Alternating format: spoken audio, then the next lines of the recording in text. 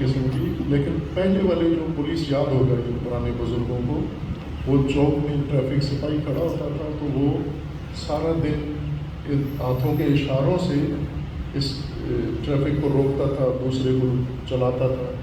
ہم یہ سمجھتے ہیں کہ یہ ہدایت ہے کہ چوک میں کھڑے ہو کر کسی کو ادھر بھیج دینا، کسی کو ادھر بھیج دینا، کسی کو روک لینا، کسی کو کہنا تم چلے جاؤ، یہ نہیں ہے ہدایت۔ ہدایت کا نمونہ جو اگر ہم دیکھنا چاہیں، مالی بیج بوتا ہے یا کسان بیج بوتا ہے، پھر زمین ہموار کرتا ہے، اس کے اندر بیج ڈالتا ہے، اس کو پانی دیتا ہے، اس کو کھاد ڈالتا ہے اور اس بیج سے پودا نکالتا ہے، یہ ہدایت ہے۔ بیج میں چھپا ہوا پودا نکالنا، اس کو ہدایت کہتے ہیں۔ ٹریفک پولیس کے اشارے کرنا یا ممبر پہ بیٹھ کے نقطے مارنا، چیخنا چگاڑنا، یہ نہیں ہے ہدایت۔ یہ قرآن اس کو لہو کہتا ہے، لہو۔ لہو یہ بھی قرآنی اصطلاح ہے۔ قرآن میں لہو کھیل کود کو نہیں کہتے، یہ غلط ترجمہ ہمارے اردو مترجمین نے کیا ہے۔ تمام میں نے اکثر مسالے کے ترجمے دیکھے ہیں، سب نے کھیل کود مانا کیا ہے، لہو اور لعب کا۔ کھیل کود نہیں ہے۔ کھیل کو بھی عربی زبان میں لعب نہیں کہتے، لعب نہیں کہتے۔ لعب اس مصروفیت کو کہتے ہیں، اس مشغولیت کو کہتے ہیں جو انسان سے مقصد بھلا دے۔ ہم ہوتے ہیں کبھی گھر سے نکلتے ہیں کام کرنے کے لیے، راستے میں کوئی دوسرے چودھری صاحب مل گئے، انہیں کے پاس بیٹھے ہوئے سارا دن گپوں میں لگے رہے، یہ بھول گئے آئے کس لیے تھے، کرنے کیا آئے تھے۔ یہ جو بیٹھ کر سیاسی گفتگو کی، مذہبی گفتگو کی، اخلاق گفتگو کی، مقصد جس چیز نے ہم سے بھلا دیا وہ لغو ہے، وہ مقدس ہو یا غیر مقدس ہو۔ وہ اگر ٹائم پاس کر رہے ہیں، مجلس کے اندر بیٹھ کر ٹائم پاس کر رہے ہیں، ذاکر خطیب اپنے فیس میٹر چل رہا ہے اس کا رکشے کی طرح، وہ اپنا میٹر پورا کر رہا ہے، ریڈنگ کر رہا ہے۔ ایک جگہ مجلس ہو رہی تھی تو لوگ، مجلس بڑی اچھی تھی، نقطے لگ رہے تھے، تو بار بار لوگ اٹھ کے نعرے لگا رہے تھے۔ تو جو خطیب تھا اس کو موقع نہیں دیتے تھے، بانی اٹھ کے کھڑا ہوا، اس نے مجمع کو ہاتھ جوڑ کے کہا کہ یہ 5000 روپیہ فی منٹ کی سپیڈ سے پڑ رہا ہے، 5000 فی منٹ اس کو میں دے رہا ہوں، تو ٹائم تو سارا آپ پورا کر جاؤ گے، 25 منٹ آپ نعرے لگاؤ گے، میں اس کو نعروں کے تو نہیں پیسے دینے، میں نے اس کو اس کی سروس کے پیسے دینے ہیں، اس کو بولنے دو، یہ اپنے پیسہ پورا کرے۔ اگر آپ مجلس پڑھ رہے ہیں، اس مجلس میں صرف ٹائم پاس کر رہے ہیں آپ، یہ لغو ہے، یہ ہدایت نہیں ہے۔ ہدایت مثال میں نے دے دی، بیج کے اندر چھپی ہوئی صلاحیت کو بیج سے نکال کے، نکھار کے، پال پوس کے پودا بنا دینا، یہ ہدایت ہے۔ اللہ نے نبیوں کو بھیجا اس لیے کہ ہدایت کرے انسانوں کی۔ ہدایت سے مراد یہ ہے کہ ان انسانوں کے اندر انسانیت کا بیج موجود ہے، اس بیج سے انسانیت نکال کر ان کو انسان بنا دینا۔ ایسا نہ ہو کہ یہ ڈھانچہ پھلتا پھولتا رہے، 60-70 سال کا ہو جائے لیکن اس کے اندر انسانیت نہ آئے، انسانی خصائل نہ آئیں، انسانی صفات نہ آئیں۔ زندگی اللہ نے ہمیں اس لیے دی ہے، زمین پہ اسی کے لیے بھیجا ہے۔ یہ جو ہمارا ایک دورانیہ رکھا ہے اللہ تعالیٰ نے، جنم سے لے کے موت تک، یہ دورانیہ اس کام کے لیے ہے، اور اتنا کافی ہے، اس دورانیے میں یہ کام ہو جاتا ہے۔ جنم سے اگر بیج اگانا شروع کریں تو موت تک انسان کو اتنی مہلت اور اتنی فرصت دے دی جاتی ہے کہ وہ اندر چھپی ہوئی صلاحیت کو پروان چڑھا کے وہ خود انسان بن جاتا ہے، اور اسے انبیاء انسان بنا دیتے ہیں۔ اس لیے نبیوں نے فیکٹریاں نہیں لگائیں، موٹر سائیکل نہیں بنائے، ٹریکٹر نہیں بنائے۔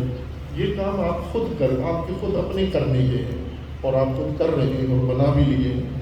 آپ نے نہیں سنا ہوگا، ویسے ہمارے کچھ لوگ ممبروں کی کوشش کرتے ہیں یہ چیزیں بھی انبیاء کی طرف منسوخ کرنا، لیکن ہمیں پتہ ہے کہ یہ سائنسدانوں نے کی ہے، یہ کشف کیا ہے، بنایا ہے، فیکٹریوں میں، لیبارٹریوں میں یہ کام ہوتا ہے۔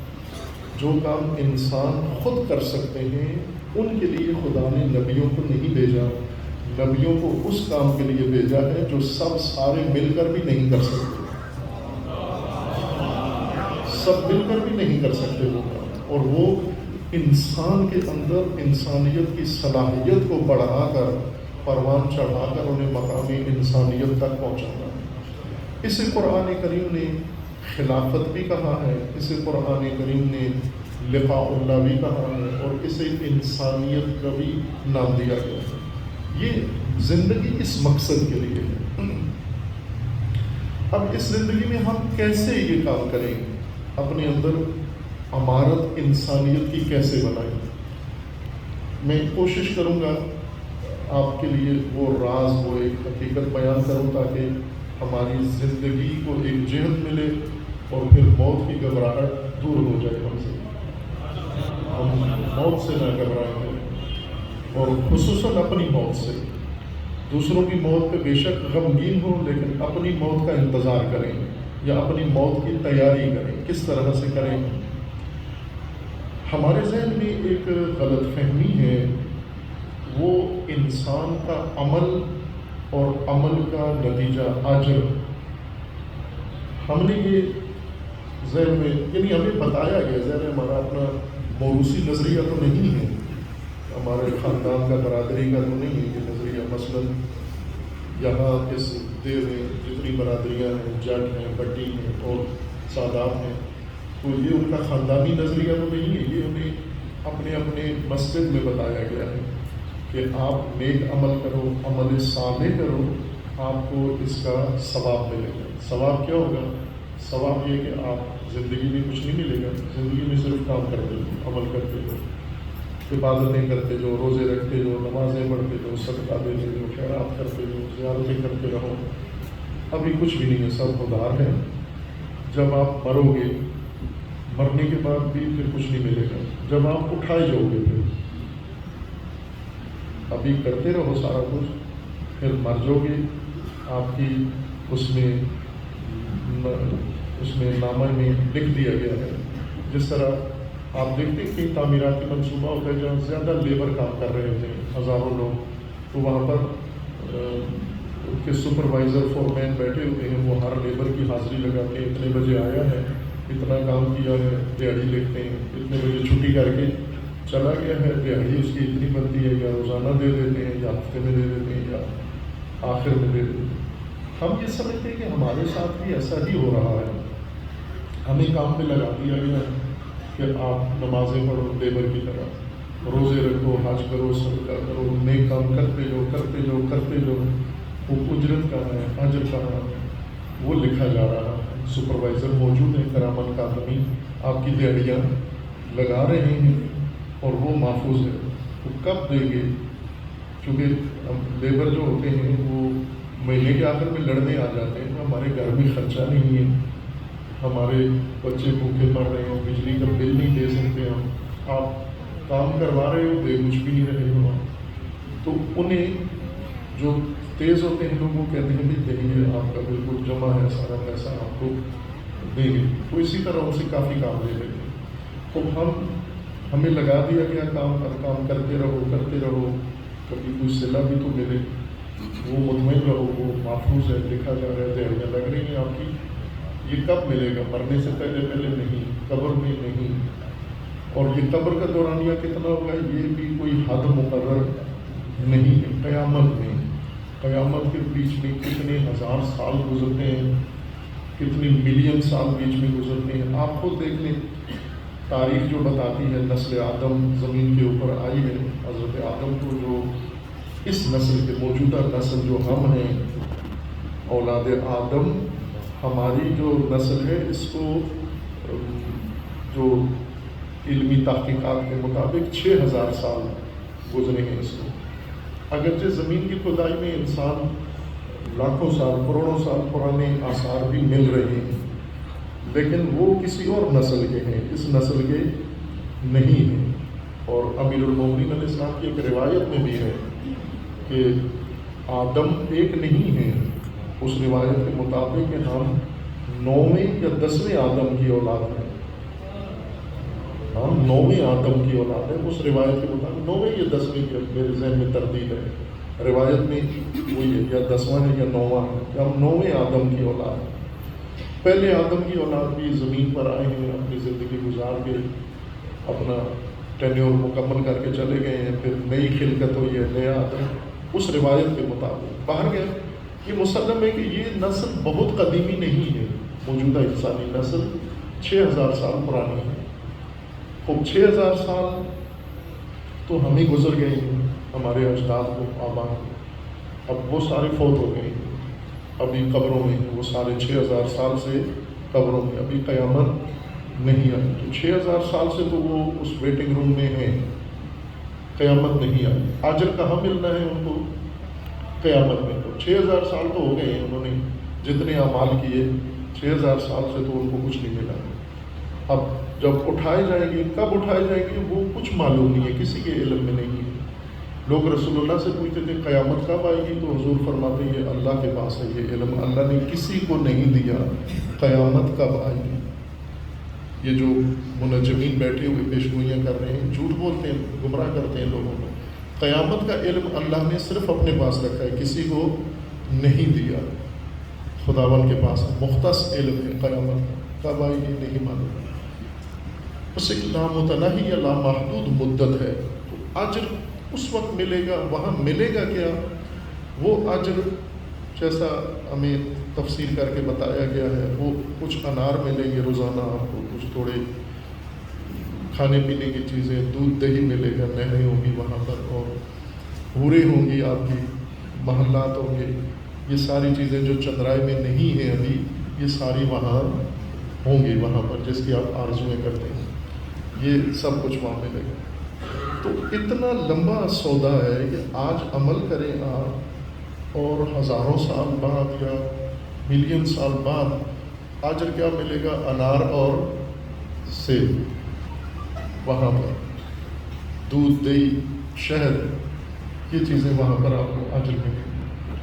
اب یہاں پر انسان پھر تھوڑا سا تردید میں آ جاتا ہے کہ میں اتنی محنت یہاں پر کروں، دے کچھ بھی نہیں، نقد کچھ بھی نہیں مل رہا، دیہڑیاں نوٹ کر رہے ہیں. جب مروں گا وہاں نامہ عمل کھلے گا، پھر کہیں گے جی اتنی دیہڑیاں آپ کی، اتنی آپ کی، اتنا آپ کا بنتا ہے، اتنا آپ کا، اتنا آپ کا بنتا ہے. پھر اس کے مطابق ہمیں رائش دے دی جائے گی. اسی سے ہمارے عمل میں سستی آ جاتی ہے، ہدایت کی راہ گم کر بیٹھتے ہیں، ڈور کا سرا ہاتھ سے نکل جاتا ہے. دین کا صلہ نقد ہے، ادار نہیں ہے، نقد ہے. عمل جو انسان کرتا ہے، عمل اس طرح سے نہیں ہے کہ ہم دکان پہ جاتے ہیں تو ہم پیسے دیتے ہیں، پیسے کے بدلے میں ہمیں کچھ چیز ملتی ہے. ہم اس طرح سے کام کرتے ہیں، مکینک ہیں، انجینئر ہیں، دفتر میں کام کرتے ہیں. آپ جو کام کرتے ہیں تو صلہ آپ کو پیسے کی صورت میں ملتا ہے، بدلہ کچھ اور ہوتا ہے. اللہ نے جو قرآن کریم میں انسان اور عمل کا تعلق قائم کیا ہے، وہ اس طرح کا نہیں ہے کہ عمل کچھ ہوگا، بدلہ کچھ اور ہوگا. اللہ نے جو نظام بنایا ہے ہدایت کا، اس میں انسان کا عمل خود اس کا بدلہ ہوگا. یہ عمل ہی تمہارا اجر ہے، اور عمل چونکہ یہاں کر رہے ہو تو اجر بھی یہیں پہ وصول کر رہے ہو آپ. یوں نہیں ہے کہ دیہڑیاں لگا رہے ہو، لکھا جا رہا ہے کہ بعد میں بدلہ دیا جائے گا. وہ ثواب قیامت والا محفوظ ہے، اپنی جگہ کنفرم ہے، لیکن وہ رغبت کے لیے ہے، ترغیب کے لیے ہے، شوق بڑھانے کے لیے، ہمارے اندر جذبہ پیدا کرنے کے لیے ہے. لیکن اصل چیز جو ہمیں دینی ہے اللہ تعالیٰ نے، وہ ابھی مل رہی ہے، نقد مل رہی ہے.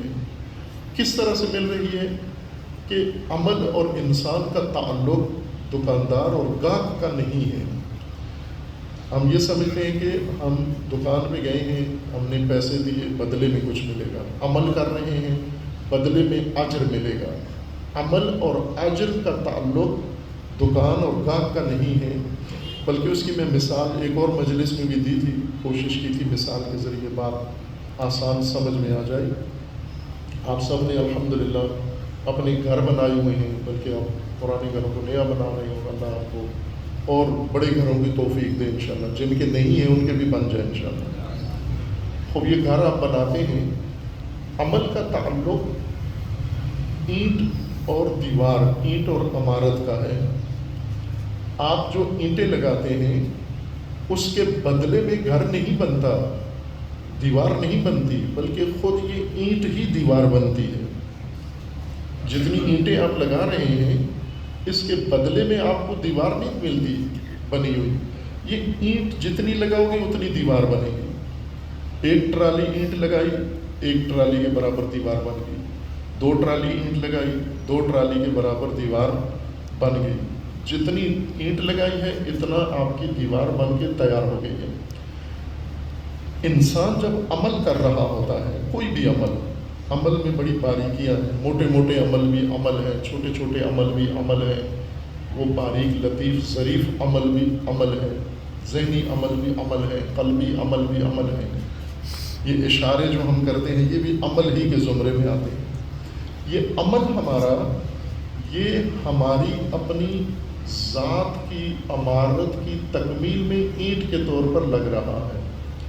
ہم اپنے معمار ہیں. ہم جو بھی عمل کرتے ہیں سمجھو کہ آپ اپنی ذات کی انسانیت کی عمارت اور بلڈنگ بنا رہے ہیں، آپ خود بنا رہے ہیں. ایک عمل کرتے ہو ایک ردا لگا دیا، دوسرا عمل کیا دوسرا ردا لگا دیا، تیسرا عمل کیا تیسرا ردا لگا دیا، چوتھا عمل کیا چوتھا ردا لگا دیا. یہاں مدار کچھ بھی نہیں ہو رہا. یوں نہیں ہے کہ آج اینٹیں لگاتے جو کل دیوار بنے گی. اینٹ لگانے اور دیوار بننے میں فاصلہ بیچ میں کتنا ہے؟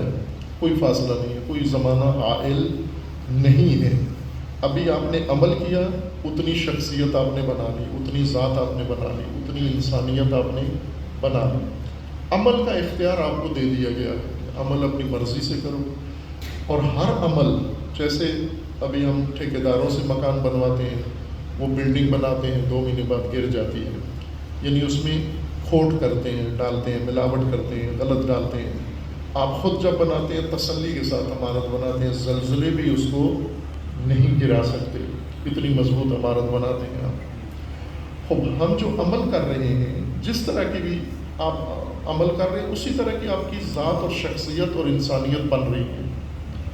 یہیں پہ بن گئے آپ. جب مدت ختم ہوئی، جتنا ٹائم دیا گیا تھا کہ اتنی 60 سال کی عمر میں 70 سال کی عمر میں کم و بیش حادثاتی موت کو بیچ میں سے ذرا استثناء کر دیں، لیکن طبعی زندگی ہر انسان کی بیماریاں اور حادثے نکال کے طبعی عمر اتنی 60-70 سال ہے یہاں پر. اس 60-70 سال میں آپ نے اتنا کام کرنا تھا کہ اپنی ذات کی تکمیل کرنی تھی، اپنی شخصیت بنانی تھی، اپنی انسانیت تعمیر کرنی تھی. آپ اپنے معمار ہیں اور عمل مواد ہے.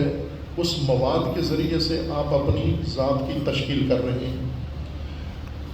اب جو آخر میں جا کر کھلے گا، قیامت میں کیا ہوگا؟ قیامت میں یوں نہیں کہ باہر سے ادھر سٹاک رکھا ہوا ہے، وہاں سٹور بنائے گئے ہیں. جیسے آپ جاتے ہیں منڈی میں تو وہاں بوریاں بھری ہوئی ہیں، یا کسی شاپنگ مال میں جاتے ہیں وہاں الگ الگ ہر چیز تیار ہے. آپ گاہک کے طور پر جاتے ہیں، پیسے دیتے ہیں، آپ کو وہاں سے مطلوبہ چیز مل جاتی ہے. قیامت میں اس طرح کوئی جنت کے نام پر کوئی شاپنگ مال نہیں بنا ہوگا کہ آپ کو اس میں سے اپنی مطلوبہ پیکٹ اٹھا کے آپ کو دے دیا جائے گا. میرا اتنا عمل ہے، اتنی بوریاں میری بنتی ہیں، اتنی شیشیاں شہد کی میری بنتی ہیں، اتنے جوڑے میرے بنتے ہیں، اتنے فلاں چیز بنتی ہے. ایسا نہیں ہے. جنت کا مطلب یہ نکلا کہ آپ خود وہاں حاضر کیے جاؤ گے. حاضر کر کے جو آپ نے تعمیرات کی ہیں، عموماً جب کوئی بلڈنگ بنتی ہے نا تو اس کی ربن کاٹی جاتی ہے، اوپننگ ہوتی ہے اس کی. کرتے ہیں نا گھر جب بناتے ہیں تو اس کا افتتاح کرتے ہیں. آپ افتتاح کا مطلب یہ کہ بناتے ہوئے صرف مجھے پتا تھا، بنا کے میں سب کو بتانا چاہتا ہوں کہ میں نے کیا بنایا، سب کو پتہ چل جاتا ہے. قیامت میں یہی ہوگا. یہ جو ہم بنا رہے ہیں اس کی اوپننگ ہوگی، اس کی ربن کاٹی جائے گی، اس کے ڈوریاں کھسکائی جائیں گی کہ آپ نے یہ بنایا ہے، یہ بنے ہو تم. اور جب وہ ڈوریاں کھسکائی جائیں گی، پردے ہٹیں گے، پھر بہت خوفناک منظر سامنے آئے گا قرآن کریم کے مطابق. پھر بھاگیں گے ایک دوسرے سے، فرار کریں گے. قرآن کی آیت ہے کہ بیوی شوہر سے بھاگے گی، شوہر بیوی سے بھاگے گا، بیٹا باپ سے بھاگے گا، باپ بیٹے سے بھاگے گا، بھائی بھائی سے بھاگے گا. بھاگ کیوں رہے ہو؟ تم تو اتنے قریبی تھے، تم تو رشتہ دار تھے، آپس میں دنیا میں جدا نہیں ہوتے تھے، یہاں کیوں فرار ہو رہے ہو؟ اس لیے کہ وہ جو اندر سے تعمیر شدہ حقیقت باہر نکلے گی وہ اتنی خوفناک ہوگی کوئی دوسرا اس کو برداشت نہیں کر سکے گا، چونکہ ہم نے خود عمل ہی ایسا کیا ہے، بنایا ہی ایسا ہے، اپنے آپ کو بدصورت اور بدشکل اور خوفناک بنایا ہے۔ جہنم یہی جو کچھ ہم نے بنایا ہے اس کو کھول دیں گے، یہی ہمارے لیے جہنم ہو جائے گی۔ جنت یہی جو ہم نے خوبصورت محل اپنی ذات کا بنایا ہے، اسے کھول دیا جائے گا، یہ ساری ہماری جنت ہو جائے گی، اور یہ یہیں پہ بن رہا ہے۔ وہاں صرف اس کی اوپننگ ہے، وہاں بننا کچھ نہیں ہے، موت تک بنا سکتے ہیں، جو ہی مرے ختم، بنانے کا کام ٹائم اوور، ختم۔ اب قبر میں بھی ایک تو قبر کی تھوڑی سی میں وضاحت کر دوں کہ قبر، یہ جو زمین کا گڑھا بناتے ہیں اس کو لحد کہتے ہیں، قبر نہیں کہتے، یہ لحد ہے عربی زبان میں۔ قبر اس عالم کو کہتے ہیں، جیسے دنیا ہے، قبر ہے اور آخرت، یا اس کے دوسرے 2-3 نام ہیں، دنیا ہے، برزخ ہے اور آخرت، یا دنیا ہے اور دار الارواح جس کو کہتے ہیں، روح انسان کی جہاں پر ہوتی ہے اس کو قبر کہتے ہیں۔ یہ لحد، اس میں صرف جسم ہوتا ہے، یہ گل سڑ جاتا ہے، میت کے کپڑے الماری میں ہوتے ہیں اور میت کا جسم خاک میں ہوتا ہے، میت کی روح، اصل میت وہ قبر میں ہوتا ہے، اور یہ مرحلہ لمبا ہے۔ یہ خاک میں جو کچھ دفن کیا ہے یہ جسم ہے اس کا، یہ یہیں پہ گل سڑ جائے گا، یہاں ہڈیاں ہی ہیں، آپ پرانی قبریں کھودیں تو اندر کچھ بھی نہیں ہوگا۔ بعض زمینیں ایسی ہیں جن میں جسم گلتا سڑتا نہیں ہے، یہ زمینوں کی خصوصیت ہے، یعنی جن زمینوں کے اندر ایسے کیمیکل ہیں، معدنیات ہیں کہ ان کے اندر کوئی چیز گلتی سڑتی نہیں ہے، تو وہ ہم کرامت سمجھتے ہیں۔ کسی کی میت کئی سالوں بعد قبر پھٹی یا کھولی گئی یا اندر میت سالے تو ہم سمجھتے ہیں ولی اللہ ہے، فرعون پھر سب سے بڑا ولی اللہ ہے، چونکہ اس کے جسم کی باڈی کی ممی ہزاروں سال سے پڑی ہوئی ہے، ابھی تک خراب نہیں ہوئی۔ جسم خاک میں 2 قسم کی خاک ہے، اب ممکن ہے بہت نیک صالح اولیاء اللہ ہوں، ایسی سرزمین میں ان کو دفن کیا جہاں پر مٹی جلدی جسم کو ختم کر دیتی ہے، اور ممکن ہے ایک بدعمل انسان کسی ایسی مٹی میں دفن ہو جہاں کیمیکل موجود ہے اور وہ اس کو محفوظ رکھتے ہیں۔ تو یہ نہیں ہے علامتیں، یہ ویسے لوگوں کو ورگلانے کے لیے علامتیں بنائی ہوئی ہیں۔ کہاں قرآن و حدیث و سنت میں اور عقل میں کہاں آیا ہے کہ نیک وہ انسان ہے جس کی میت گلتی نہیں؟ دفن اسی لیے کرتے ہیں کہ گل جائے، دفن فوراً دفن کرو، میں جو ہی کسی کی فوتگی ہوتی ہے رکھو نہیں، انتظار نہ کرو کسی کا، یہ کام ہم کرتے ہیں، یہ درست نہیں ہے، مکروہ کام ہے۔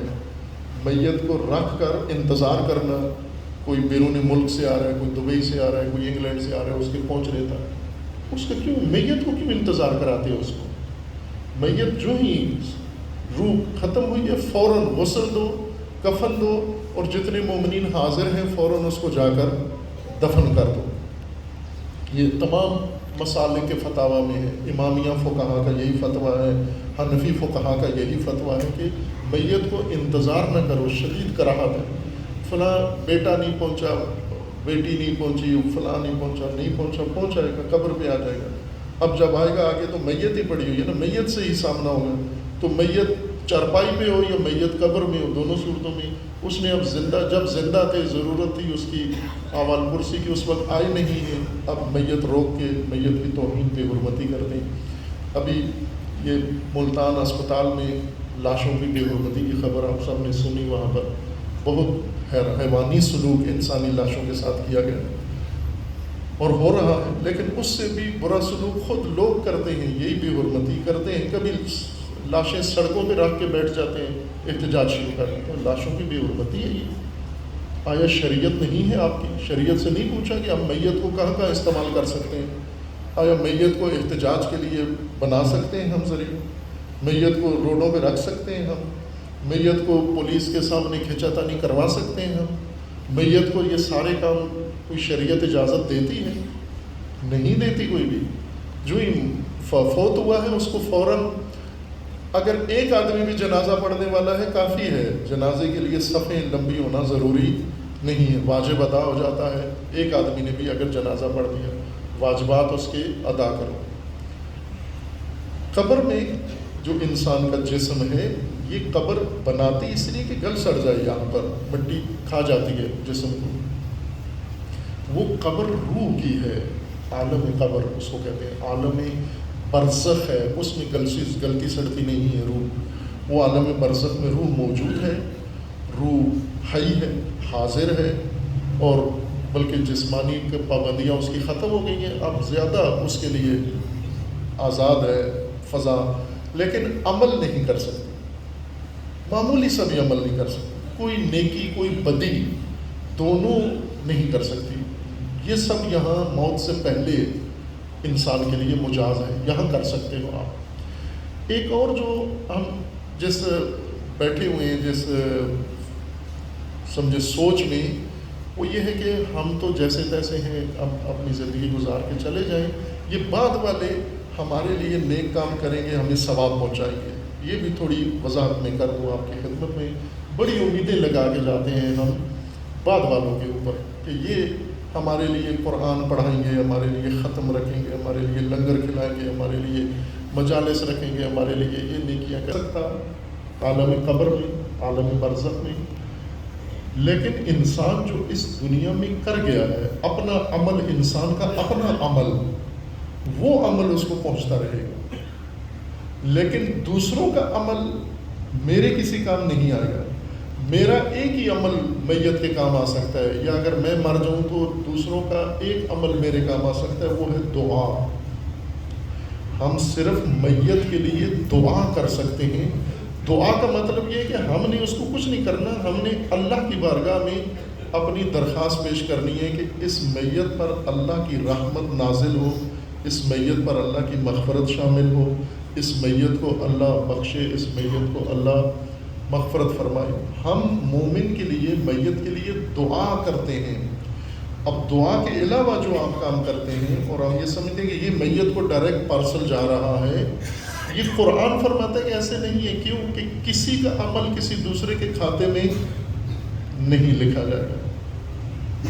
کسی کا عمل، مثلا نیکی آپ نے کی ہے، اجر مجھے ملے اس کا، یہ اس وقت تک نہیں ہوگا جب تک اس عمل میں میں بھی خود شریک نہ ہوں۔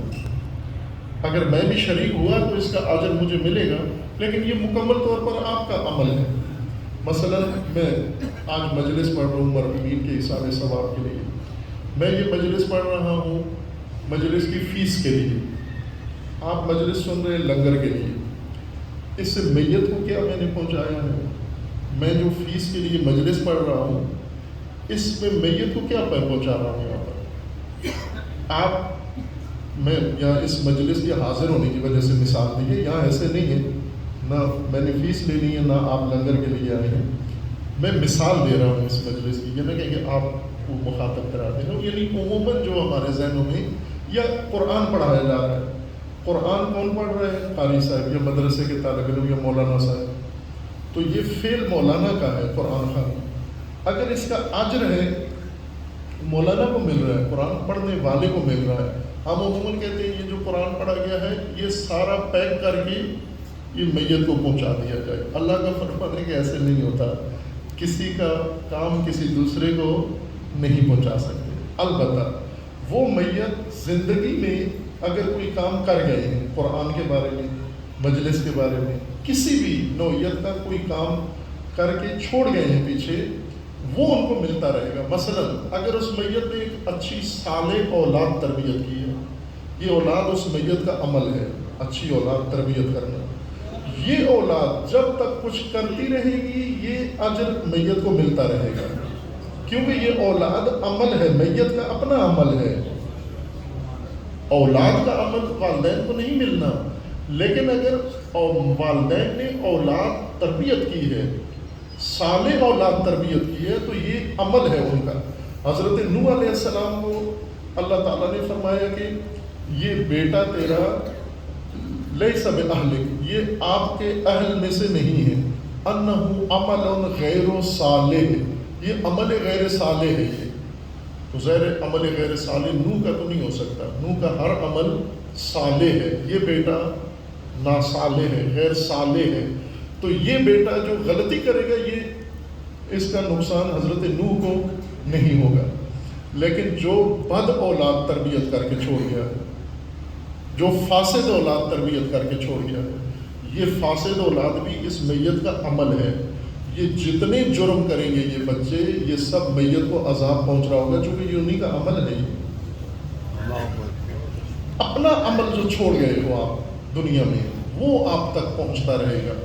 لیکن آپ یہ کہو کہ حافظ صاحب قرآن پڑھیں وہ ہمیں ملے گا، وہ حافظ صاحب جس مقصد کی نیت سے قرآن پڑھ رہے ہیں، اگر وہ کھانے کے لیے لنگر کے لیے قرآن پڑھ رہے ہیں تو ان کو لنگر مل جائے گا، اگر فیس کے لیے قرآن پڑھ رہے ہیں تو فیس مل جائے گی۔ ہدایت نہ حافظ صاحب کو ملے گی نہ میت کو ملے گی، اور قرآن کے اندر ہدایت ہے موجود، ہم اگر ہدایت نہیں لیتے نہ قرآن پڑھنے والے کو کچھ ملا، نہ جس کی نیت سے پڑھا گیا اس کو کچھ ملا ہے۔ یہ وہ تصورات ہیں جو ہمیں اگر درست کرنے ہم سمجھ جائیں کہ اللہ نے انسان کو بھیجا ہے دنیا میں تاکہ اپنی تعمیر، اپنی تشکیل خود کرے، اپنی انسانیت خود اپنے اندر ایجاد کرے، اس انسانیت کے لیے اللہ تعالیٰ نے ہدایت کا دستور منشور دے دیا ہے۔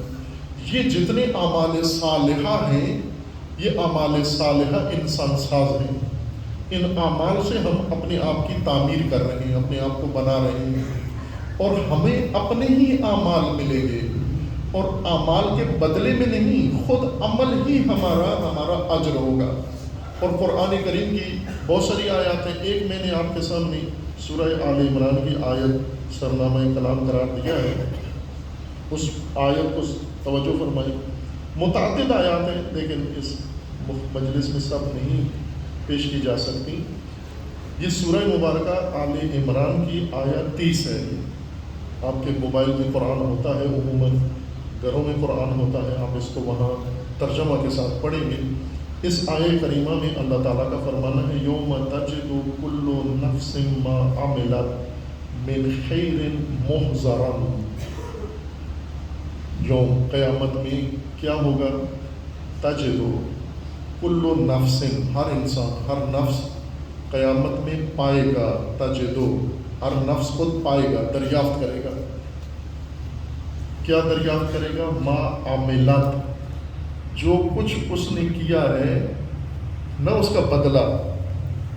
ترجموں میں عموماً مترجمین کے ذہنوں میں یہ بیٹھا ہوا ہے مطلب کہ یہ عمل اور انسان یا اجر اور عمل کا تعلق آپس میں گاہک اور دکان والا ہی ہے، یعنی گاہک کچھ چیز دیتا ہے، دکاندار بدلے میں کچھ اور دیتا ہے۔ تو قیامت میں بھی ایسا ہی ہوگا، یا عمل صالح ایسے ہم نماز پڑھیں بدلے میں حور ملے گی، نہ، یہ نماز خود، یہ عمل صالح یہ خود اجر ہوگا آپ کا۔ اسی سے تو جیسے میں نے کہا نا، اینٹ اور دیوار کی مثال ہے، جو عمل کر رہے ہو اپنی دیوار بنا رہے ہو، دیوار کھڑی کر رہے ہو، جتنی اینٹیں اچھی لگائیں گے تو اچھی دیوار بنی، معیوب لگائیں گے معیوب بنی۔ جو عمل کیا، اگر کچرا ہے، جیسے کچھ لوگ ہیں کچرا اکٹھا کرتے رہتے ہیں، کباڑا اکٹھا کرتے رہتے ہیں، عمل بھی اسی طرح کے ہیں، کچھ عمل سارے کباڑ ہی کباڑ ہیں، کچھ عمل بدبودار کچرا ہے۔ جیسے آج دن ہم دیکھتے ہیں نا، یہ جو گٹر کے فضولات ہیں، کتنے یہ لوڈر اور ٹریکٹر ٹرالیاں یہ نالا صاف کر رہے ہوتے ہیں، اب یہ نالا بھی تو ایک مواد ہے۔ انسان کا عمل بھی اس کے مشابہ ہے، یعنی کچھ لوگوں نے عمر بھر کیا کیا، شخصیت کیسی بنائی، جیسے یہ نالے کے اندر پڑا ہوا لجن ہے، یہ کچرا ہے، دلدل ہے، یہی کیا انہوں نے۔ کسی نے کچرا شخصیت بنائی، کسی نے کباڑ شخصیت بنائی، اور یہی سب کو امیدیں ہیں کہ ہم خود اپنے عمل سے تو نہیں بخشے جائیں گے، لیکن حضور کے فیض سے، حضور کے توسل سے ہم بخشے جائیں گے۔ خوب اگر یہ ہوتا، یہ نظام اللہ کا بنایا ہوتا، تو حضور اپنی امت کو کوئی ہدایت نہ کرتے، امر و نہی نہ کرتے، ان کو یہ سب فرائض نہ بتاتے، بلکہ انہیں کہہ دیتے چپ کر کے فارغ ہو کے بیٹھ جاؤ، جب دوسروں کے عمل آپ کے کام آ سکتے ہیں تو میں تو نیک ہوں نا، میں تو صالح ہوں، حضور سے بڑھ کر صالح اور کون ہے؟ تو اگر ان کے اعمال ساری امت کو فائدہ دیتے تو حضور کہہ دیتے نا کہ آپ کو تھکنے کی ضرورت نہیں ہے، میں عبادتیں کر رہا ہوں، میں نمازیں پڑھ رہا ہوں، میں قرآن بھی تلاوت کر رہا ہوں، میں تزکیہ بھی کر رہا ہوں، میں اللہ کی بندگی بھی کر رہا ہوں، اور جو میرا عمل ہے وہ سارا آپ کو مل جائے گا کیونکہ میں آپ سے محبت کرتا ہوں۔ لیکن حضور نے یہ فرمایا، تعلیمات میں ہے کہ کوئی یہ نہ سوچے کہ میری امت میں سے ہے بس یہ کافی ہے اس کے لیے، اس کو میری امت ہونا نہیں، اپنا عمل اس کو بچائے گا، اپنے عمل کے اوپر بھروسہ کرے، یہ نہ کہے کہ میری امت میں آ گیا ہے تو اب یہ بخشا جائے گا یا میرا کوئی کام اس کے کام آئے گا، میرا عمل میرے لیے۔ حضور نے کتنے لوگوں کو کہا لی عملی و لکم اعمالکم، میرے لیے میرے عمل، تمہارے لیے تمہارے عمل ہے۔ قرآن کی صریح آیت ہے لا تزر وازرۃ وزر اخری، کسی کا جرم کسی دوسرے کے کھاتے میں نہیں لکھا جائے گا، کسی کا جرم۔ باپ نے جرم کیا باپ کو سزا ملے گی، بیٹوں کو نہیں ملے گی۔ یہ پاکستان کی پولیس غلط کام کرتی ہے، بیٹا جرم کرتا ہے والدین کو اٹھا کے جیل میں بند کر دیتے ہیں تھانے میں، یہ ناانصافی ہے، ظلم ہے یہ۔ جس کا جرم ہے اس کو سزا دو۔ باپ نے جرم کیا باپ مجرم ہے، بیٹا مجرم نہیں ہے، بیٹا نے جرم کیا ہے بیٹا مجرم ہے، باپ مجرم نہیں ہے۔ لا تزر وازرۃ وزر اخری۔ اسی طرح قرآن کریم کا فرمان ہے کہ جس کا عمل ہے اسی کو سزا بھی اسی کو، جزا بھی اسی کو ملے گی۔ یعنی جس نے جو عمارت بنائی ہے وہ اسی کی عمارت ہوگی۔ دوسرے کی پڑوس والے نے اچھی عمارت بنائی ہے، ایک گھر میں دو بھائی ہیں، ایک کچرے سے اپنی شخصیت بنا رہا ہے، ایک عمل صالح سے اپنی شخصیت بنا، ایک گھر میں دو عمارتیں بنی ہیں، ایک کچرا بن رہا ہے اور ایک خوبصورت محل بن رہا ہے۔ ان دونوں کی اوپننگ ہوگی قیامت میں، ایک ایسا ہے جس سے سب بھاگیں گے، دوسرا ایسا ہے جس سے سب ملیں گے، آ کر گلے ملیں گے کہ شاباش کہیں گے اور آرزو کریں گے کہ اے کاش میں بھی ایسا ہوتا جیسا یہ بنایا ہے۔ بعض حسرت کریں گے کہ ہمیں لوٹایا جائے واپس، قرآن کریم میں اللہ کا فرمان ہے، بعض کہیں گے ہمیں دوبارہ موقع دیا جائے۔ دوبارہ کیا کرو گے؟ چونکہ پہلے سمجھ نہیں تھی، پہلے غلط فہمیاں تھیں، ہم یہ سمجھ رہے تھے کہ دوسروں کے کام دوسروں کے عمل ہمارے کام آئیں گے، اب پتہ چلا ہے کہ نہیں، اپنے عمل اپنے کام آئیں گے، کسی اور کا عمل ہمارے کام نہیں آئے گا۔ اپنے اعمال کر کے ایسے جاؤ کہ آپ کو قیامت تک اس کا اجر یہاں سے پہنچتا رہے، لیکن یہ دوسروں کو وصیت کر جو کہ آپ میرے لیے یہ کر دینا، آپ میرے لیے، جو وہ کرے گا اس کا اجر اسی کو مل جائے گا۔ ہم دعا کریں گے تو ان کو ضرور ملے گی۔ دعا اللہ سے کرنی ہے کہ اس میت کی غلطیوں کو اللہ معاف کر دے، اس کے گناہوں کو اللہ معاف کر دے، اور اپنی رحمت کے طفیل اللہ اس کی بخشش کرے۔ یہ دعا اس کے بڑے کام آئے گی، دعا زندہ لوگوں کے بھی کام آئے گی اور دعا میت کے بھی کام آئے گی۔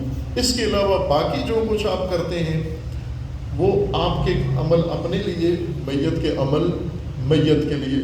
میت نے قرآن کھول کے نہیں دیکھا زندگی بھر، اس کے لیے اب بیٹا ہے، اس کے پاس پیسے ہیں، وہ ہر جمعرات کو قرآن خوانی کرا رہا ہے، اس قرآن خوانی کا اس میت کو اجر نہیں مل رہا، یہ قاریوں کو یہی دنیا میں ہی مل رہا ہے جس کے لیے وہ کر رہے ہیں، یا بیٹے کو شہرت مل رہی ہے یا بیٹے کی تعریفیں ہو رہی ہیں۔ آپ قیامت کے دن پائیں گے جو کچھ آپ نے کیا ہے، محضراً ما عملت من خیر محضراً، جو کچھ آپ نے اس نفس نے اس دنیا میں کیا ہے قیامت میں اس کو حاضر پائے گا۔ وما عملت من سوء، اور جو برا کیا ہے وہ برائی پائے گا، نہ اس برائی کی سزا پائے گا، خود وہ برائی پائے گا۔ وَتَوَدُّ لَوْ أَنَّ بَيْنَهَا وَبَيْنَهُ أَمَدًا بَعِيدًا، اور اس وقت جب یہ عمل اپنا خود پائے گا، حاضر پائے گا وہاں پر، اس وقت یہ چاہے گا، اس کی خواہش یہ ہوگی کہ کاش میرے اور اس عمل کے درمیان بہت فاصلہ ہوتا، طولانی فاصلہ ہوتا، اتنا فاصلہ کہ یہ عمل مجھے نظر نہ آئے اور میں اس عمل کو نظر نہ آؤں، اتنا دور ہوتا وہ عمل جو زندگی بھر کرتا رہا ہے۔ وَيُحَذِّرُكُمُ اللَّهُ نَفْسَهُ وَاللَّهُ رَءُوفٌ بِالْعِبَادِ۔ اور پھر جو بہت ہی واضح آیت موجود ہے اس مضمون کی کہ آپ کو اپنا عمل ہی ملے گا اور عمل کا بدلہ نہیں ملے گا، بلکہ خود عمل آپ کو جزا کے طور پر اور سزا کے طور پر ملے گا، وہ سورہ مبارکہ زلزال یا سورہ زلزلہ کی آیت ہے جو آپ سب کو یاد ہے، حفظ ہے، آپ پڑھتے ہیں، نمازوں میں بھی پڑھتے ہیں اور ویسے بھی اس کی تلاوت بھی کرتے ہیں۔ سورہ مبارکہ زلزال، یہ 99 نمبر سورہ ہے قرآن کریم ہے۔ بسم اللہ الرحمن الرحیم۔ اذا زلزلت الارض زلزالها واخرجت الارض اثقالها وقال الانسان ما لها۔ اب اس پہ بعض ذاکروں نے عجیب و غریب وہ کیا ہوا ہے، اس آیت کے ساتھ کھیلتے ہیں اور تعریف کرتے ہیں اور مومنین کے سامنے کرتے ہیں۔ مجھے افسوس بہت ہوتا ہے کہ یہ جو حالات ممبروں پہ بیٹھتے ہیں، یہ مومنین کی موجودگی میں یہ سب کچھ کر رہے ہوتے ہیں اور انہیں خبر بھی نہیں ہوتی کہ یہ کیا آیت کے ساتھ کھیل رہا ہے۔ بارکہ سنی ہوگی آپ نے یہ گفتگو ساری۔ وقال الانسان ما لها يومئذ تحدث اخبارها بان ربك اوحى لها يومئذ يصدر الناس اشتاتا ليروا اعمالهم۔ یہ وہ دن ہے، پہلے اس کی کیفیت ہے، زلزلہ زمین میں آئے گا، پھر اس کے بعد زمین اپنے راز اگلے گی، جو کچھ اس کے اندر پنہان ہے یہ سب کچھ باہر نکال دے گی، اور اس وقت انسان کے ساتھ جو کچھ ہوا ہے وہ انسان پیش کرے گا۔ پھر سارے انسانوں کو اشتاتن، مختلف لوگوں کو اکٹھا کیا جائے گا۔ یصدر الناس اشتاتن، گروہ گروہ، دڑا دڑا، تمام طبقات قیامت کے اندر حاضر کر کے کیا کرائیں گے؟ لیروا اعمالهم، ان کو ان کے اعمال دکھائے جائیں گے، نہ اعمال کا بدلہ، اعمال کا صلہ، خود اعمال دکھائے جائیں گے۔ اور کتنی دقت ہوگی اعمال کے دکھانے میں۔ فَمَن يَعْمَلْ مِثْقَالَ ذَرَّةٍ خَيْرًا يَرَهُ، یرا ہو، یہ یرا ہو ضمیر اس خیر کی طرف جاتی ہے یا عمل کی طرف جاتی ہے۔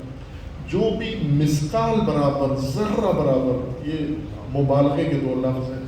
مثقال یعنی بہت چھوٹی چیز، اور ذرہ تاکید کے لیے اور چھوٹی چیز، یعنی عمل آپ نے کیے نا، چھوٹے چھوٹے عمل کیے ہیں، بڑے بڑے عمل کیے ہیں، یہ جو چھوٹے چھوٹے عمل کیے ہیں یہ بھی ضائع نہیں ہو رہے، کہاں ہیں آپ کے اپنی ذات کے اندر محفوظ رہے، وہ اینٹیں بن کر لگے ہوئے ہیں۔ وَمَن يَعْمَلْ مِثْقَالَ ذَرَّةٍ شَرًّا يَرَهُ، جو ذرہ برابر شر کیا ہے وہ بھی خود شر دیکھو گے، وہ عمل دیکھو گے، اور اسی سے تمہاری ذات بنی ہوئی ہوگی اور وہی تمہارا عذاب بن جائے گا۔ یہ جو آج لذت ہے یہ وہ اس دن تمہارے لیے عذاب بن جائے گا۔ ابھی بھی عذاب ہے لیکن اس کے اوپر پردہ پڑا ہوا ہے، ہمیں فکر نہیں ہے۔ اب اس آیت کے متعلق میں ایک آخری نقطہ کہہ کے مجلس تمام کروں کہ رسول اللہ صلی اللہ علیہ وآلہ وسلم کی خدمت میں ایک بدو آیا، اعرابی، جو کھانا بدوش لوگ ہوتے ہیں، بھیڑ بکریاں جانور پالتے ہیں اور کسی ایک جگہ یا ٹھکانہ نہیں ہوتا، کبھی اس آبادی میں، کبھی اس آبادی میں، کبھی اس نہر کے کنارے، کبھی اس چشمے کے کنارے جا کر بدلتے رہتے ہیں موسم کے مطابق۔ ظاہر ان کے پاس وقت نہیں ہوتا کہ یہ کسی سے پڑھیں سیکھیں۔ ابھی بھی ہیں بادیہ نشین بدو آپ کے آبادیوں میں ہیں، بچوں کو اسکول نہیں پڑھاتے، خود نہیں پڑھتے، کوئی ہدایت کا اہتمام نہیں کرتے۔ اس وقت اس سے بھی زیادہ بری حالت تھی۔ یہ شخص آیا، مسلمان ہوا، لوگوں سے سنتا تھا اچھی اچھی باتیں، تو اسے احساس ہوتا تھا کہ یہ سب کچھ رسول اللہ سے سیکھے ہیں تو میں بھی جاؤں، میں بھی حاصل کروں جا کر۔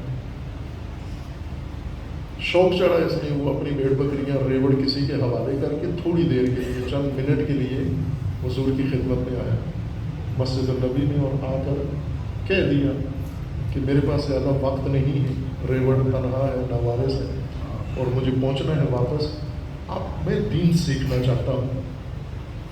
آج آپ کی خدمت میں میں نے وہی حدیث کا مضمون بیان کر دیا زیادہ وقت لگا کر۔ وہ شخص آیا، اس نے کہا کہ مجھے ایسی بات بتائیں کہ مجھے دین اپنا سمجھ میں آ جائے، میں نے کرنا کیا ہے۔ تو حضور نے اس کو یہی آیت بتائی، فَمَن يَعْمَلْ مِثْقَالَ ذَرَّةٍ خَيْرًا يَرَهُ وَمَن يَعْمَلْ مِثْقَالَ ذَرَّةٍ شَرًّا يَرَهُ۔ یہ آیت پڑھی اس کے سامنے، یہ دو آیتیں، تو وہ کہنے لگا بس سمجھ گیا، میں ساری بات سمجھ گیا۔ اور سلام کر کے شکریہ ادا کر کے دستبوسی کر کے رخصت ہو گیا اپنے کام۔ وہ جو پرانی بڑی سینئر کلاس تھی صحابہ کرام کی، جو عرصے سے رسول اللہ کے ساتھ تھے، ان کو بڑا عجیب لگا اس بدو کا کام کہ یہ آیا ہے، ابھی پہلے دن آیا ہے، اس سے پہلے نہیں آیا تھا، ابھی آیا ہے، وقت بھی نہیں ہے، جلدی جلدی میں آ کے پوچھا۔ حضور نے اس کو ایک آیت دو آیتیں سنا دی ہیں اور یہ مطمئن ہو کے کہتا ہے کہ میں سمجھ گیا ہوں سب کچھ جو سمجھنا تھا۔ تو ان کے چہروں پہ تبسم، تنزیہ قسم کا سوالیہ تبسم آیا۔ ہوتا ہے کبھی کسی پر انسان ہنستا ہے، اس کی تحقیر کے لیے، اس کی وقارت کے لیے ہنستا ہے دوسرے انسان پر۔ اس طرح کے حضور نے ان کے چہروں پر دیکھا تبسم، تو محسوس کر لیا کہ انہیں بات صحابہ کو سمجھ میں نہیں آئی، تو حضور نے اس کے بارے میں، اس شخص کے بارے میں فرمایا لقد رجع الرجل فقیہا، یہ فقیہ دین بن کے جا رہا، یہ دین کا فقیہ بن کے جا رہا۔ کس طرح سے؟ اس لیے کہ اصل راز رمز حضور نے بتا دی کہ بھائی معاملہ یہ ہے، ذرہ برابر عمل کرو گے یہ عمل دیکھو گے قیامت میں، اور ذرہ برابر شر کرو گے یہ عمل دیکھو گے قیامت میں، نہ کہ اس کے بدلے میں کچھ، یہ خود یہ عمل دیکھو گے۔ بس سمجھ گیا کہ اگر یہ کرنا ہے تو پھر اب میری ذات میں ذرہ برابر شر نظر نہیں آئے گا، کہ میں اپنی عمر میں اب ذرہ برابر شر نہیں کروں گا، کیونکہ اب مجھے پتہ چل گیا جو میں کرتا ہوں وہ ہوا میں اڑ نہیں جاتا، وہ میری ذات میں محفوظ ہو جاتا، سب میری ذات میں جمع ہو رہا، سب کچھ جمع ہو رہا، اور یہی مجھے وہاں دکھایا جائے گا، اور دکھا کر پھر اب آیات متعدد ہیں اس بارے میں، 20 آیات ہیں جو اس حقیقت کو بیان کر رہی ہیں کہ انسان کا عمل انسان کو بناتا ہے، انسان کی تشکیل انسان کا عمل کرتا ہے۔ ابھی تک جو ہم نے زندگی گزاری ہے، جو کچھ کیا ہے وہی ہماری حقیقت ہے، اور اس کے بعد یہ ہو سکتا ہے۔ ایک اور اس کے ساتھ جوڑ لیں مطلب کہ اگر یہاں آ کر توجہ نہیں تھی، آج فرض کرے میری توجہ آ گئی، مجھے حقیقت سمجھ میں آ گئی، تو یہ پہلے جو بنا چکا ہوں، یہ کباڑ بنا چکا ہوں، یہ جو شخصیت بن چکی ہے لاپرواہی کے ساتھ، اس کا کیا بنے گا؟ اس کے لیے اللہ تعالیٰ نے ایک اور توفیق، رحمت خاص اپنی مقرر کی، اور وہ ہے توبہ۔ توبہ کا مطلب یہ ہے کہ دوبارہ یہ ساری عمارت صفر کرو، زیرو، دوبارہ نئے سرے سے بناؤ۔ ایک شخص نے امیر المومنین علیہ السلام کے سامنے یہ لفظ زبان پہ جاری کیا، استغفر اللہ۔ حضرت نے اس کو ڈانٹ کے کہا کہ ویحک، تجھ پر پھٹکار ہو، تو مر جائے، مر جانے۔ اس کا صحیح ترجمہ آپ کی زبان میں صحیح بنتا ہے مر جانے۔ تجھے پتہ ہے مل استغفار، استغفار کیا ہے؟ تو سمجھتا ہے یہ لفظ زبان سے نکال دینا یہ استغفار ہے؟ 7 مرحلے، یہ نہج البلاغہ میں ہے، 7 مرحلے امیر المومنین نے توبہ کے اور استغفار کے بیان کیے۔ استغفار یہ ہے کہ جس راہ پر ہے، جس حالت میں ہے، اس سے لوٹا، واپس آ جا، اس سے یو ٹرن لے لیتے، اس راہ پہ نہیں جانا۔ جو کیا ہے اس پہ ندامت اختیار کر، جو کیا ہے اس سب کو دھو دے، صاف کر دے۔ ایک مرحلے میں امیر المومنین نے 7 مرحلوں میں سے ایک مرحلہ یہ بیان کیا ہے کہ اس معصیت، گناہ اور غفلت کے زمانے میں تیرا جو گوشت بنا ہے، جسم بنا ہے، یہ سارا پگھلا، سب پگھل جائے۔ پھر اس کے بعد دوبارہ اطاعت کے اندر دوبارہ اپنے جسم کی دوبارہ پرورش کر، یہ توبہ ہے۔ سادہ زبان سے صرف استغفر اللہ نہیں ہے توبہ۔ خب یہ اگر حضور کے پاس ایک شخص آتا ہے اور اسے صرف ایک آیت سنتا ہے، وہ عرب تھا، اسے بات سمجھ میں آ گئی، فَمَن يَعْمَلْ مِثْقَالَ ذَرَّةٍ خَيْرًا يَرَهُ وَمَن يَعْمَلْ مِثْقَالَ ذَرَّةٍ شَرًّا يَرَهُ۔ خب ہم بھی کیوں نہ وہی طریقہ جو حضور نے ہمیں ہدایت کے لیے بتایا ہے، ائمہ خدا نے بتایا ہے، بزرگان اولیاء نے بتایا ہے، اس کو لے کر ہم بھی شروع کریں۔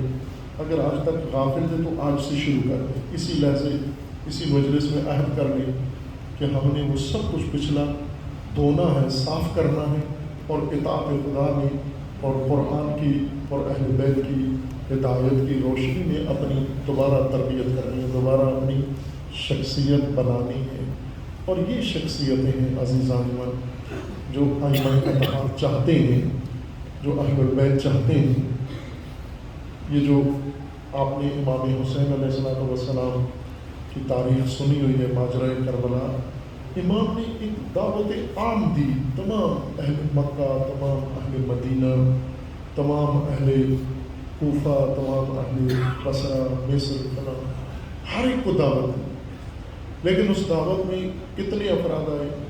ابن عاصم کوفی نے اپنی کتاب میں لکھا ہے کہ کل 82 افراد امام علیہ السلام کے ساتھ مدینہ سے روانہ ہوئے، یعنی اپنا خاندان ساتھ۔ اور جب مکہ میں 4 مہینے امام رہ کر ایام حج گزار کے مکہ سے گئے تو ابن عاصم کے بقول یہی 82 افراد تھے، ایک فرد ان میں سے اضافہ نہیں ہوا۔ اور پھر جب آگے گئے، اب آگے دونوں قسم کی روایات ہیں، جو ساتھ تھے ان میں سے کچھ کم ہو گئے اور جو نہیں تھے وہ کچھ شامل ہو گئے، اور پھر کربلا اور عاشور تک یہ ہستیاں، یہ شخصیات پہنچی۔ چھاٹی ہو جاتا ہے آدمی عزیزان، ورنہ حج پہ تو بہت جمعیت تھی، کثیر جمعیت تھی، اس کثیر جمعیت میں سے کوئی بھی شامل نہیں ہوا۔ جیسی ان کی اپنی تربیت تھی ویسا ان کا عمل بھی تھا، وہ جو کربلا میں پہنچے جیسی ان کی تربیت تھی ویسا ان کا عمل بھی تھا۔ اور اس میں سے خوبصورت ترین جو مناظر ہیں وہ جنہوں نے توبہ کی، خصوصاً حضرت ہور، توبہ کا بہترین نمونہ، اعلیٰ ترین نمونہ کربلا میں ہمیں حضرت ہور کی شخصیت، اور حضرت ہور نے جو کچھ کیا تھا وہ معمولی کام نہیں تھے، جو جرم سرزد ہوا وہ غیر معمولی جرم تھا۔ ہور نے امام حسین علیہ السلام کو روکا، ہور نے امام کا لشکر اس صحرا میں پہنچایا، ہور نے محاصرہ کیا، یہ سارا کچھ ہور کر کے، اور پھر جب توجہ آئی، اللہ نے وہ عنایت کی، سمجھ میں آ گئی کہ میں کس راہ پر جا رہا ہوں، تو پھر اللہ نے توفیق بھی دے دی، اور آئے اور امام سے آ کر پہلا سوال یہی کیا کہ میری توبہ قبول ہو سکتی ہے۔ اندازہ تھا نا میں نے کیا کیا ہے۔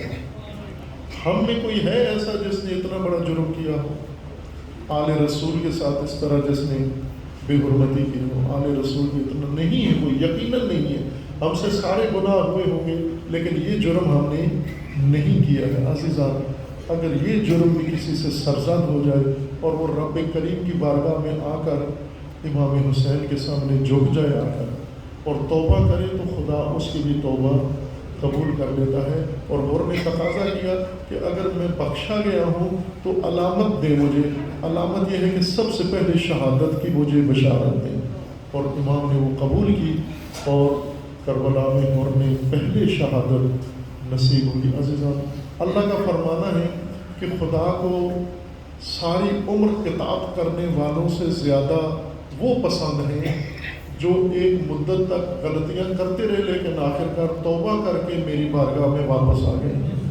وہ خدا فرماتے مجھے بہت پسند ہے۔ وہ جو بہک جاتے ہیں اور بھٹک جاتے ہیں اور پھر لوٹ کر میری طرف آ جاتے ہیں، اللہ تعالیٰ ان بندوں کو بہت پسند کرتا ہے۔ ہم آج اللہ تعالیٰ کی بارگاہ میں یہی دعا اپنے لیے بھی کرتے ہیں کہ پروردگار ہم نے ہدایت پانے میں جو کوتاہی کی ہے اسے درگزر فرما، جو ہم سے غلطیاں ہوئی ہیں پروردگار ان کی بخشش عطا فرما، ہمیں توبہ خالص، توبہ نصوح کی توفیق عطا فرما، ہمیں استغفار حقیقی جو امیر المومنین نے تعلیم دی ہے اس کی توفیق عنایت فرما۔ خدا بندہ ہم سب کے گناہان صغیرہ و کبیرہ معاف فرما، اور ہمیں اپنی اطاعت و بندگی کی توفیق عطا فرما۔ جو مرحومین اس دنیا سے رحلت کر گئے، بالخصوص جن کے لیے یہ مجلس منعقد ہے، حاضرین کے خاندان سے جو مرحومین ہیں اور بانیان مجلس کے مرحومین، پروردگارہ ان سب کے گناہان صغیرہ و کبیرہ کو معاف فرما۔ پروردگارہ ان کی نیک صالح اولاد کو اپنے والدین کے عمل صالح کو جاری رکھنے کی توفیق عطا فرما۔ خدا بندہ موت آنے سے پہلے ہمیں موت کے مرحلے کے لیے آمادگی کی توفیق عطا فرما، توبہ کی توفیق عطا فرما۔ پروردگارہ ملک الموت جب آئے تو اس سے پہلے ہم توبہ کر کے حر کی طرح اپنی توبہ قبول کروا چکے ہوں۔ پروردگارہ یہ توفیق ہم سب کو عنایت فرما۔ خدا بندہ جو مومنین کسی درد مصیبت میں مبتلا ہیں ان کے تمام مسائل و مشکلات کو برطرف فرما، جو ظلم و ستم کا شکار ہیں انہیں ظلم و ستم سے نجات عطا فرما۔ خدا بندہ بحق محمد و آل محمد جو مومنین بے اولاد ہیں انہیں نیک صالح اولاد نصیب فرما، جو صاحب اولاد ہیں ان کی اولاد کو ہر شر و بلیہ سے محفوظ فرما۔ خدا بندہ مملکت پاکستان کی حفاظت فرما، اس ملک کو اندرونی بیرونی دشمنوں کے شر سے محفوظ فرما، ملک کے اندر امن و امان قائم، حضرت کے امان و انصار میں سننے کی توفیق عنایت فرما۔ مرحومین جن کی